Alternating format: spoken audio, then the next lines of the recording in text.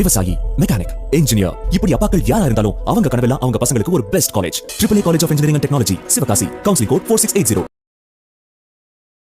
சமீபத்தில் நடைபெற்று முடிந்த சட்டமன்ற தேர்தல்களில் தமிழ்நாடு, கேரளா, புதுச்சேரி, அசாம் மற்றும் மேற்குவங்கம் ஆகிய மாநிலங்களில் வாக்குப்பதிவு பெரும் உயர்வு கண்டுள்ளன. குறிப்பாக தமிழ்நாட்டில் 85.15% வாக்குப்பதிவு என்பது மிகப்பெரிய சாதனையாக பார்க்கப்படுகிறது. இருப்பினும் இந்த உயர்வு வெறும் சதவீத கணக்கா அல்லது மக்கள் பங்கேற்பின் அதிகரிப்பா என்ற விவாதம் எழுந்துள்ளது.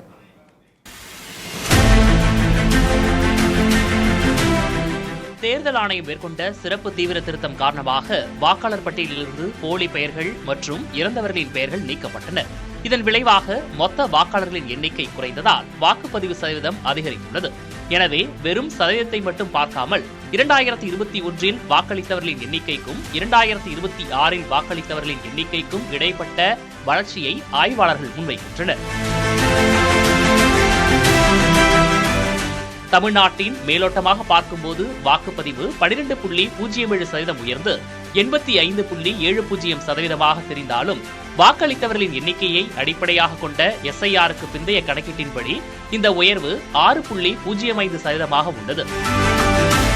இதேபோல் புதுச்சேரியில் 91.23% வாக்குப்பதிவு என்பது மேலோட்டமாக 9.03 விழுக்காடு வளர்ச்சியைப் போல தெரிந்தாலும் உண்மையில் கடந்த தேர்தலை விட கூடுதலாக வாக்களித்தவர்களின் விகிதம் 5.09% ஆகும். அண்டை மாநிலமான கேரளாவில் மேலோட்டமான வாக்குப்பதிவு உயர்வு என்பதும் வெறும் 2.27% என்ற அளவிலேயே இருந்தாலும் முந்தைய தேர்தலை விட 9 லட்சம் கூடுதல் வாக்காளர்கள் பங்கேற்றதன் மூலம் அதன் உண்மையான வளர்ச்சி என்பது 4.43% பதிவாகியுள்ளது. அனைவரையும் ஆச்சரியப்படுத்தும் விதமாக அஸ்ஸாம் மாநிலத்தில் மேலோட்டமான வாக்குப்பதிவு உயர்வு வெறும் 3.92 விழுக்காடாக மட்டுமே உள்ளது. ஆனால் SIRக்கு பிந்தைய கணக்கீட்டின்படி அம்மாநிலம் 12.04% வளர்ச்சியை பெற்றுள்ளது.